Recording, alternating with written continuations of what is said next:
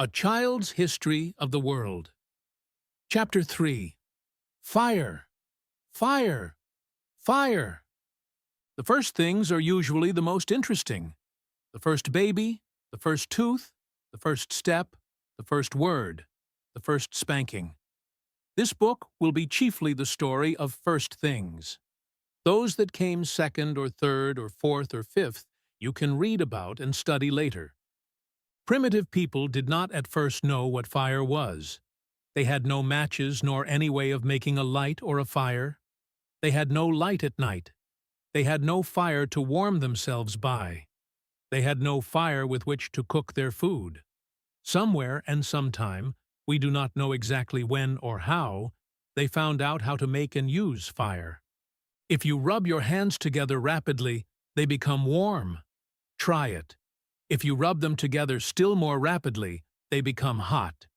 If you rub two sticks together rapidly, they become warm. If you rub two sticks together very, very, very rapidly, they become hot. And at last, if you keep it up long enough and fast enough, are set on fire. The Indians and Boy Scouts do this and make a fire by twisting one stick against another. This was one of the first inventions, and this invention was as remarkable for them at that time as the invention of electric light in our own times.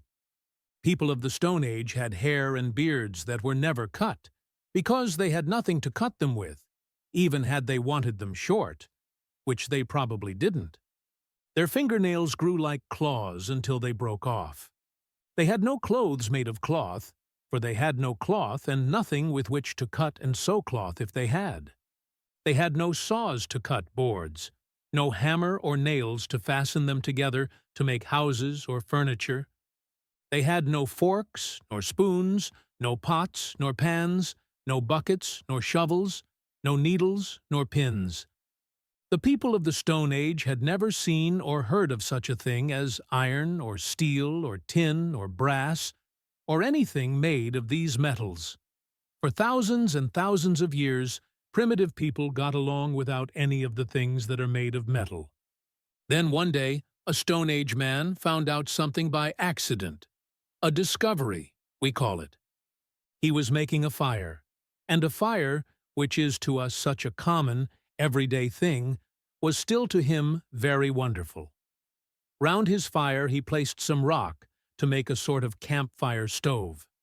Now, it happened that this particular rock was not ordinary rock, but what we now call ore, for it had copper in it. The heat of the fire melted some of the copper out of the rock, and it ran out on the ground. A caveman discovering copper. What were those bright, shining drops? He examined them. How pretty they were! He heated some more of the same rock, and got some more copper. Thus was the first metal discovered.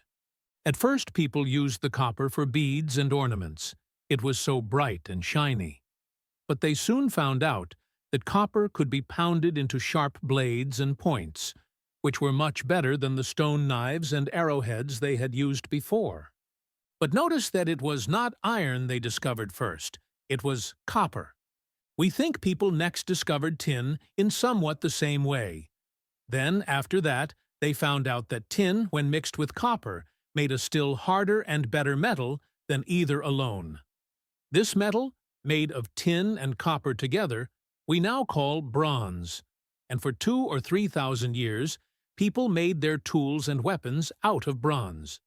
And so we call the time when men used bronze tools and bronze weapons for hunting and fighting, the Bronze Age. At last, some man discovered iron, and he soon saw that iron was better for most useful things than either copper or bronze. The Iron Age started with the discovery of iron, and we are still in the Iron Age. As people who lived in the Bronze and Iron Ages were able, after the discovery of metal, to do many things they could not possibly have done before with only stone, and as they lived much more as we do now, we call people of the Bronze and Iron Ages civilized. You may have heard in your mythology or fairy tales of a golden age also, but by this is meant something quite different. The Golden Age means a time when everything was beautiful and lovely and everybody wise and good. There have been times in the world's history which have been called the Golden Age for this reason. But I am afraid there never has been really a Golden Age, only in fairy tales.